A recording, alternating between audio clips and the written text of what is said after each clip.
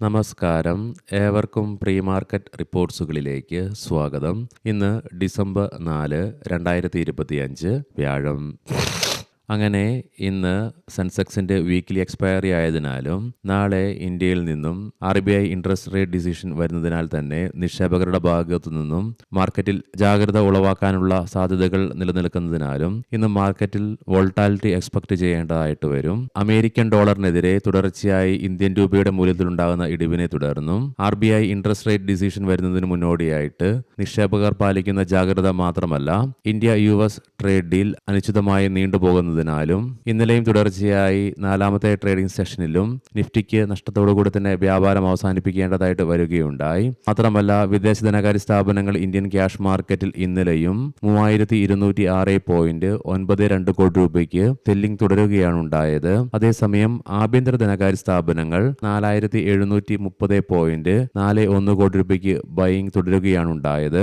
ഇന്നത്തെ നമ്മുടെ മാർക്കറ്റിലേക്ക് സ്പെസിഫിക് ആയിട്ട് വന്നു കഴിയുമ്പോൾ അനലിസ്റ്റുകളുടെയും എക്സ്പേർട്ടുകളുടെയൊക്കെ അഭിപ്രായങ്ങൾ പ്രകാരം നിഫ്റ്റിക്ക് ഇന്ന് മുന്നോട്ടൊരു പ്രയാണം സാധ്യമാവുകയാണെങ്കിൽ 26,070 തുടർന്ന് 26,150 എന്ന ലെവലുകൾ അതിശക്തമായി മറികടന്നുകൊണ്ട് ഈ ലെവലുകൾക്ക് മുകളിലായിട്ട് നിലനിൽക്കുവാൻ സാധിക്കുകയാണെങ്കിൽ മാത്രമേ മുന്നോട്ടൊരു പ്രയാണം സാധ്യമാവുകയുള്ളൂ. എന്നാൽ അതേസമയം ഇന്ന് നിഫ്റ്റിയെ സംബന്ധിച്ചിടത്തോളം ഡൗൺ സൈഡിലേക്ക് 25,970 എന്ന ലെവൽ വളരെ പ്രധാനമാണ്. കാരണം ഈ ലെവലിലായിട്ടാണ് നിഫ്റ്റിയുടെ 20-day EMA നിലനിൽക്കുന്നതും തുടർന്ന് 25,940 എന്ന ലെവലിലായിട്ടാണ് നിഫ്റ്റിയുടെ 20-day SMA നിലനിൽക്കുന്നത്. എന്നാൽ 25,840 എന്ന ലെവൽ നിഫ്റ്റിയെ സംബന്ധിച്ചിടത്തോളം ഡൗൺ സൈഡിലേക്ക് ക്രൂഷ്യലുമാണ്. കാരണം ഇന്നലെ വരെ തുടർച്ചയായി 13 ട്രേഡിംഗ് സെഷനുകളിലായിട്ട് അഥവാ 2.5 ആഴ്ചയിലേറെ കാലമായിട്ട് നിഫ്റ്റിയുടെ വീക്ക്ലി ലോ നിലനിൽക്കുന്നതും 25,840 എന്ന ലെവലിലായതുകൊണ്ട് തന്നെ ഈ ലെവൽ ഇന്ന് നിഫ്റ്റിയെ സംബന്ധിച്ചിടത്തോളം ഡൗൺ സൈഡിലേക്ക് ക്രൂഷ്യലുമായി മാറിയേക്കാം.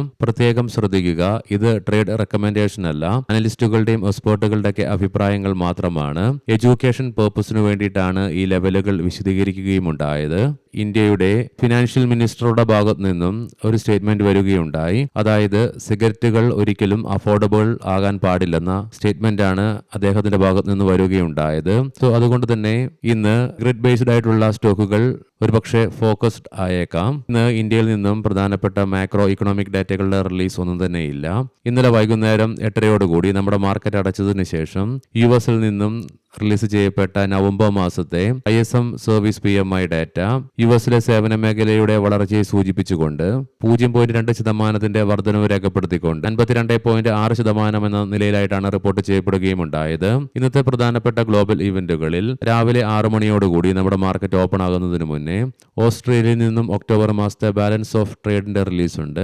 വൈകുന്നേരം നമ്മുടെ മാർക്കറ്റ് അടച്ചതിന് ശേഷം രാത്രി 8:30 കാനഡയിൽ നിന്നും നവംബർ മാസത്തെ IBPMI ഡാറ്റയുടെ റിലീസുമുണ്ട്.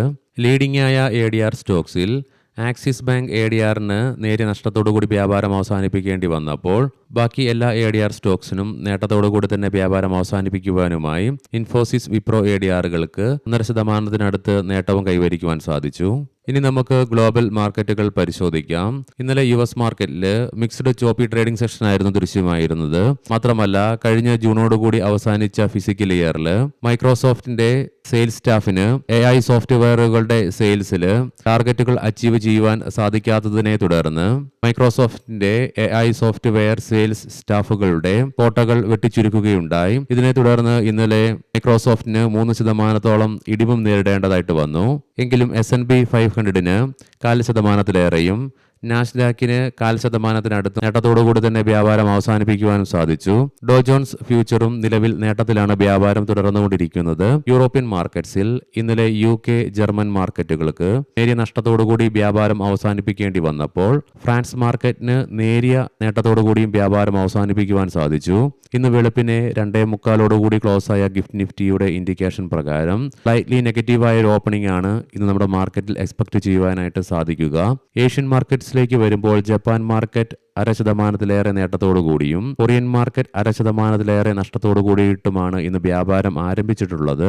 കൊമോഡിറ്റിയിൽ ഇന്നലെ നമ്മുടെ മാർക്കറ്റ് അടച്ചതിന് ശേഷം ബ്രെന്റ് ക്രൂഡിന്റെയും ക്രൂഡ് ഓയിലിന്റെയും വിലയിൽ നേരിയ ഇടിവ് അനുഭവപ്പെട്ടെങ്കിലും ഇന്ന് രാവിലെ ആയപ്പോൾ വീണ്ടും നേരിയ ഉയർച്ചയാണ് അനുഭവപ്പെടുന്നത്. ബ്രെന്റ് ക്രൂഡിന്റെ വില $62.74 പെർ ബാരൽ എന്ന നിലയിലും ക്രൂഡ് ഓയിലിന്റെ വില $59.03 പെർ ബാരൽ എന്ന നിലയിലുമായിട്ടാണ് വ്യാപാരം തുടർന്നുകൊണ്ടിരിക്കുന്നത്. ഗോൾഡിന്റെ വിലയിലും നേരിയ ഉയർച്ചയാണ് നിലവിൽ അനുഭവപ്പെടുന്നത്. $4212 പെർ ഔൺസ് എന്ന നിലയിലായിട്ടാണ് ഗോൾഡിൽ വ്യാപാരം തുടർന്നുകൊണ്ടിരിക്കുന്നത്. ഇനി നമുക്ക് സ്പെസിഫിക് ആയിട്ട് നിഫ്റ്റിയുടെയും ബാങ്ക് നിഫ്റ്റിയുടെയും ടെക്നിക്കൽസിലേക്ക് പ്രവേശിക്കാം. നിഫ്റ്റിയുടെ PCR 0.69 എന്ന നിലയിലും മാക്സ് പെയിൻ 26,000 എന്ന ലെവലിലുമായിട്ട് നിലകൊള്ളുന്നു. വോൾട്ടാലിറ്റിയെയും ബുൾസിന്റെയും ബിയേഴ്സിന്റെയും ഇടയിലുള്ള ഇൻഡിസിഷനെയും സൂചിപ്പിച്ചുകൊണ്ട് ഡോജി ടൈപ്പ് കാൻഡിൽ സ്റ്റിക് പാറ്റേണോടുകൂടി അപ്പർ ആൻഡ് ലോവർ ഷാഡോസോട് കൂടിയിട്ടുള്ള ബെയറിഷ് കാൻഡിലാണ് നിഫ്റ്റിയുടെ ഡെയിലി ചാർട്ട്സിൽ നിന്നും ദൃശ്യമാകുന്നത്. ഇന്നലെ ഷോർട്ട് ടൈം മൂവിംഗ് ആവറേജ് ആയ 20-ഡേ EMA ഇൻട്രാഡേ ബേസിസിൽ ബ്രേക്ക് ചെയ്തെങ്കിൽ കൂടിയിട്ടും 10-ഡേ EMA ഒഴികെ 20-ഡേ EMA ഉൾപ്പെടെ ബാക്കി എല്ലാ കീ മൂവിംഗ് ആവറേജുകളുടെ മുകളിലായിട്ടും നിഫ്റ്റിക്ക് വ്യാപാരം അവസാനിപ്പിച്ച് നിലകൊള്ളുവാനുമായി RSI 53.56 എന്ന ലെവലിലേക്കും എത്തിച്ചേരുകയുണ്ടായി. വീക്കിലി ഓപ്ഷൻസ് ഡാറ്റ പ്രകാരം 26,000 എന്ന സ്ട്രൈക്കിലാണ് കോൾ സൈഡിലേക്ക് ഏറ്റവും കൂടുതൽ ഓപ്പൺ ഇൻട്രസ്റ്റ് നിലവിൽ കാണുവാനായിട്ട് സാധിക്കുക. അതേ സ്ട്രൈക്കിൽ തന്നെയാണ് നിലവിൽ ഏറ്റവും കൂടുതൽ കോൾ റൈറ്റിംഗും കാണുവാനായിട്ട് സാധിക്കുന്നത്. 25,500 എന്ന സ്ട്രൈക്കിലാണ് പുട്ട് സൈഡിലേക്ക് ഏറ്റവും കൂടുതൽ ഓപ്പൺ ഇൻട്രസ്റ്റ് കാണുവാൻ സാധിക്കുന്നതെങ്കിലും 25,900 എന്ന സ്ട്രൈക്കിലാണ് ഏറ്റവും കൂടുതൽ പുട്ട് റൈറ്റിംഗ് നിലവിൽ കാണുന്നത്. ബാങ്ക് നിഫ്റ്റിയുടെ PCR 0.97 എന്ന നിലയിലും മാക്സ് പെയിൻ 59,500 എന്ന ലെവലിലുമായിട്ട് നിലകൊള്ളുന്നു. തുടർച്ചയായി 3 ട്രേഡിംഗ് സെഷനുകളിലെ നഷ്ടങ്ങൾക്ക് ശേഷം ഇന്നലെ 74 പോയിന്റുകളുടെ നേട്ടത്തോടുകൂടി വ്യാപാരം അവസാനിപ്പിക്കുവാൻ സാധിച്ചതിനെ തുടർന്ന് ബാങ്ക് നിഫ്റ്റിയിൽ ലോവർ ലെവൽസിലുള്ള ബൈയിങ് ഇൻട്രസ്റ്റിനെ സൂചിപ്പിച്ചുകൊണ്ട് ലോവർ ഷാഡോസോട് കൂടിയിട്ടുള്ള ബുള്ളിഷ് ക്യാൻഡിലാണ് ബാങ്ക് നിഫ്റ്റിയുടെ ഡെയിലി ചാർട്ട്സിൽ നിന്നും ദൃശ്യമാകുന്നത്. മാത്രമല്ല ബാങ്ക് നിഫ്റ്റിക്ക് അതിന്റെ എല്ലാ കീ മൂവിംഗ് ആവറേജുകളുടെ മുകളിലായിട്ടും നിലയും വ്യാപാരം അവസാനിപ്പിച്ച് നിലകൊള്ളുവാനുമായി RSI 62.62 എന്ന ലെവലിലേക്കും എത്തിച്ചേർന്നു.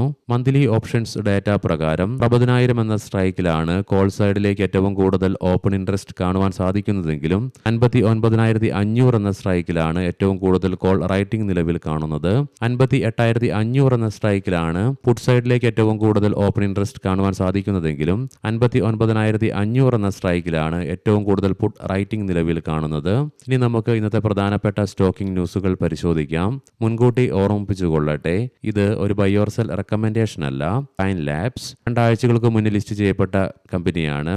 Q2 ഏർണിംഗ്സുകൾ പ്രസിദ്ധീകരിക്കുകയുണ്ടായി. ഇയർ ഓൺ ഇയർ ബേസിസിൽ കഴിഞ്ഞ വർഷം ഇതേ ക്വാർട്ടറിൽ 32 കോടി രൂപ നഷ്ടം രേഖപ്പെടുത്തിയ കമ്പനി ഇത്തവണ 5.97 കോടി രൂപയുടെ പ്രോഫിറ്റാണ് റിപ്പോർട്ട് ചെയ്യപ്പെടുകയുണ്ടായത്. റവന്യൂവിലും 17.8% വളർച്ച രേഖപ്പെടുത്തി. റിലയൻസ് ഇൻഡസ്ട്രീസ് കമ്പനിയുടെ അനുബന്ധ സ്ഥാപനമായ റിലയൻസ് സ്ട്രാറ്റജിക് ബിസിനസ് വെഞ്ചേഴ്സ് ആറെ കൗണ്ടി ക്രിക്കറ്റ് ക്ലബ്ബുമായി പങ്കാളിത്തം പ്രഖ്യാപിക്കുകയുണ്ടായി. JK സിമന്റ് കമ്പനി ബീഹാറിലെ പന്ന പ്ലാന്റിൽ 3.3 ദശലക്ഷം ടൺ പ്രതിവർഷം കപ്പാസിറ്റി വരുന്ന ക്ലിങ്കർ ലൈൻ 2 കമ്മീഷൻ ചെയ്യുകയുണ്ടായി. റെയിൽ വികാസ് നിഗം സതേൺ റെയിൽവേയുടെ ഭാഗത്തു നിന്നും 145.34 കോടി രൂപയുടെ പുതിയ വർക്ക് ഓർഡർ കമ്പനിക്ക് ലഭിച്ചു. RailTel corporation of India Mumbai metropolitan regional development അതോറിറ്റിയിൽ നിന്ന് കമ്പനിക്ക് 48.78 കോടി രൂപയുടെ പുതിയ വർക്ക് ഓർഡർ ലഭിച്ചു.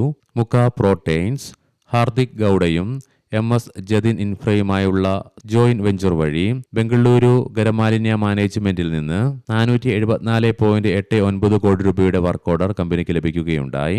ഇന്ത്യൻ എനർജി എക്സ്ചേഞ്ച് നവംബറിൽ കമ്പനി പ്രതിമാസ വൈദ്യുതി വ്യാപാരം 11,409 മില്യൺ യൂണിറ്റായി രേഖപ്പെടുത്തി. ഇതുവഴി വർഷം തോറും 17.7% വളർച്ചയാണ് കമ്പനി കൈവരിക്കുകയുണ്ടായത്. ഏവർക്കും നല്ല ഒരു ട്രേഡിംഗ് ദിനം ആശംസിക്കുന്നു. വൈകുന്നേരം പോസ്റ്റ് മാർക്കറ്റ് റിപ്പോർട്ട്സുമായി കണ്ടുമുട്ടാം. നന്ദി, നമസ്കാരം.